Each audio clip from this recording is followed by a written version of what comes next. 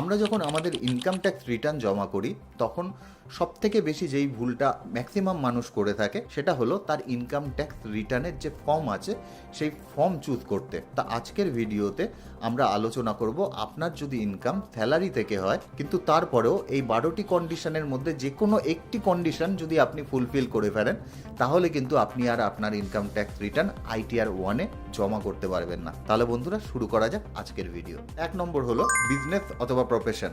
অনেক ব্যক্তি আছেন যাদের স্যালারি থেকে রোজগার আছে কিন্তু তারপরেও দেখা যাবে সে কোনো ছোট একটি ব্যবসা করে অথবা কোনো প্রফেশনের সাথে যুক্ত আছেন। সেক্ষেত্রে দেখা যাবে তাদের কিন্তু ITR 1-এ তাদের ইনকাম ট্যাক্স রিটার্ন জমা করলে হবে না। কেননা বিজনেস অথবা প্রফেশন থেকে যে কোনো ধরনের রোজগার থাকবে তখন কিন্তু তাদের ITR 3 অথবা ITR 4-এ তাদের ফর্ম ফিল আপ করতে হবে। সেক্ষেত্রে দেখতে হবে ITR 3 আর ITR 4-এর মধ্যে কোনটি আপনার জন্য অ্যাপ্লিকেবল এবং সেই ফর্মে আপনাদের ইনকাম ট্যাক্স রিটার্ন জমা করতে হবে। যদি আপনার রোজগার 50 লাখের ওপরে যায় সেক্ষেত্রেও আপনি কিন্তু ITR 1-এ আপনার ইনকাম ট্যাক্স রিটার্ন জমা করতে পারবেন না। আপনি যখন ITR 1 ফর্ম ফিল আপ করতে যাবেন তখন কিন্তু পরিষ্কারভাবে ওখানে লেখা থাকে যাদের রোজগার 50 লাখের কম আছে তারাই কিন্তু ITR 1-এ তাদের ফর্ম ফিল আপ করতে পারবে।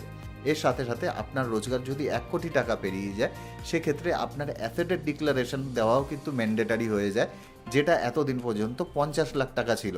সেক্ষেত্রেও কিন্তু ITR 2 ম্যান্ডেটারি হয়ে দাঁড়ায়। যদি আপনার দুটোর বেশি হাউস প্রপার্টি থেকে কোনো ধরনের কোনো রোজগার থাকে সেক্ষেত্রেও কিন্তু আপনাকে আপনার ইনকাম ITR 2-এ ফর্ম ফিল আপ করে জানাতে হবে। কারণ ITR 1-এ এতদিন পর্যন্ত আমরা দেখতাম একটি হাউস প্রপার্টি থেকে যদি কোনো রোজগার থাকে তাহলেই সেটা আমরা ITR 1-এ দেখাতে পারতাম। এখন থেকে কিন্তু সেটা গভর্নমেন্ট একটার বদলে দুটো করেছে, যেটা অনেক বেশি সুবিধাজনক।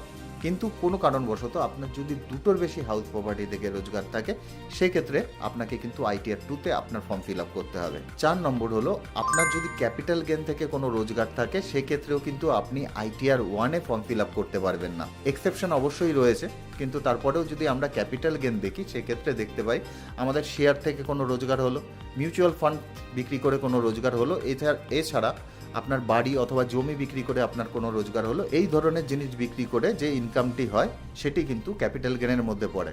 এখন আপনার যদি জমি অথবা বাড়ি বিক্রি করে কোনো ধরনের কোনো রোজগার হয় তাহলে তো আপনি আপনার ইনকাম ট্যাক্স রিটার্ন ITR 1-এ জমা করতেই পারবেন না। কিন্তু শেয়ার অথবা মিউচুয়াল ফান্ড বিক্রি করে যদি আপনি কোনো ধরনের কোনো রোজগার করে থাকেন সেক্ষেত্রে দেখতে হবে যদি আপনার লং টার্ম ক্যাপিটাল গেন হয় তাহলে কিন্তু 1,25,000 টাকা পর্যন্ত আপনার প্রফিট হলে আপনি ITR 1-এ ফর্ম ফিল আপ করতে পারবেন। 1,25,000-এর ওপরে যদি আপনার রোজগার চলে যায় সেক্ষেত্রে কিন্তু আপনি আর ITR 1-এ জমা করতে পারবেন না। আর আপনার যদি লং টার্ম ক্যাপিটাল গেনের বদলে শর্ট টার্ম ক্যাপিটাল গেন থাকে সেক্ষেত্রেও আপনি ITR 1-এ আপনার ফর্ম ফিল আপ করতে পারবেন না। 5 নম্বর, আপনার যদি ক্রিপ্টো থেকে কোনো ধরনের কোনো রোজগার থাকে তাহলেও কিন্তু আপনি ITR 1-এ আপনার ফর্ম ফিল আপ করতে পারবেন না। 6 নম্বর, আপনার যদি ফরেনে কোনো ধরনের কোনো রোজগার থাকে তাহলেও কিন্তু আপনি আপনার ইনকাম ট্যাক্স রিটার্ন ITR 1-এ জমা করতে পারবেন না। 7 নম্বর, আপনার ফরেনে কোনো অ্যাসেট থাকলেও আপনি আপনার ইনকাম ট্যাক্স রিটার্ন ITR 1-এ জমা করতে পারবেন না। 8 নম্বর, আপনি যদি কোনো কোম্পানির ডাইরেক্টর হন সেক্ষেত্রেও কিন্তু একই জিনিস হচ্ছে যে আপনি আপনার ইনকাম ট্যাক্স রিটার্ন ITR 1-এ জমা করতে পারবেন না, ITR 2-এ করতে হবে। 9 নম্বর, আপনি যদি কোনো পার্টনারশিপ ফার্মের কোনো পার্টনার হন সেক্ষেত্রেও কিন্তু আপনার ইনকাম ট্যাক্স রিটার্ন আপনি ITR 1-এ জমা করতে পারবেন না।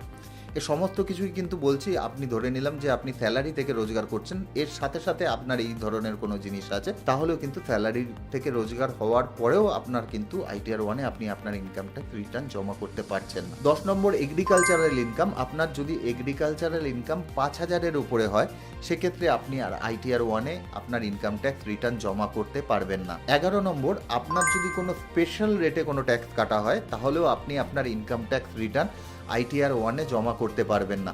স্পেশাল রেটে ট্যাক্স বলতে যে ধরুন আপনি লটারি থেকে কোনো ধরনের কোনো রোজগার করেছেন, আপনি হর্স রেসিং থেকে কোনো ধরনের কোনো রোজগার করেছেন, এছাড়া আপনি বেটিং অ্যাপ থেকে কোনো ধরনের কোনো রোজগার করেছেন অথবা যে কোনো ধরনের গ্যাম্বলিং থেকে কোনো ধরনের কোনো রোজগার করেছেন, সমস্ত কিছুতেই কিন্তু আপনার যে ট্যাক্স চার্জ করা হয় সেটা স্পেশাল রেটে করা হয়।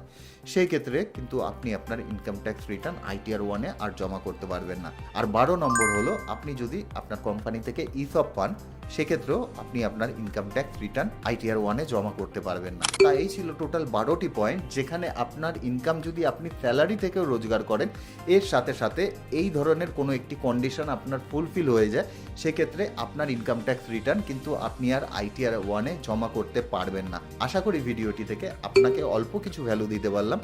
সুজয় বৈদ্য, সাইনিং অফ।